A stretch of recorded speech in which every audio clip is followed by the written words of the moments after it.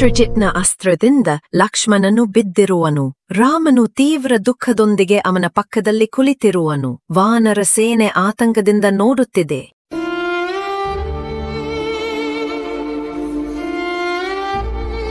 ಹನುಮಂತನು ರಾಮನ ಮುಂದೆ ನಮಸ್ಕರಿಸಿ ಸಂಜೀವಿನಿ ತೆಗೆದುಕೊಂಡು ಬರುವ ಪ್ರತಿಜ್ಞೆ ಮಾಡುತ್ತಾನೆ. ರಾಮನು ಭರವಸೆಗೂಡಿದ ಮುಖದಿಂದ ಅವನ ಭುಜದ ಮೇಲೆ ಕೈ ಎತ್ತಿರುತ್ತಾನೆ.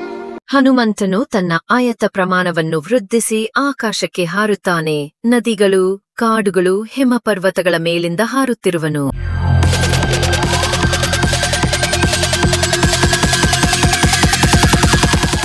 ಹನುಮಂತನು ದ್ರೋಣಗಿರಿಯ ಮೇಲೆ ಇಳಿದು ಅನೇಕ ಔಷಧಿಗಳನ್ನು ನೋಡಿ ಗೊಂದಲಕ್ಕೆ ಒಳಗಾಗುತ್ತಾನೆ.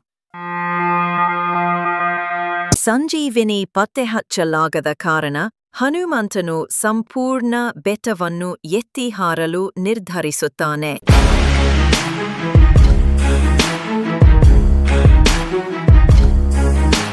ಹನುಮಂತನು ಬೆಟ್ಟವನ್ನೆತ್ತಿಕೊಂಡು ಹಾರುತ್ತಿರುವನು. ಆಕಾಶದಲ್ಲಿ ಪ್ರಕಾಶ ಮೀನಿನಂತೆ ಹರಿಯುತ್ತಿರುವನು. ಕೆಳಗೆ ಎಲ್ಲರೂ ಆಶ್ಚರ್ಯದಿಂದ ನೋಡುವರು.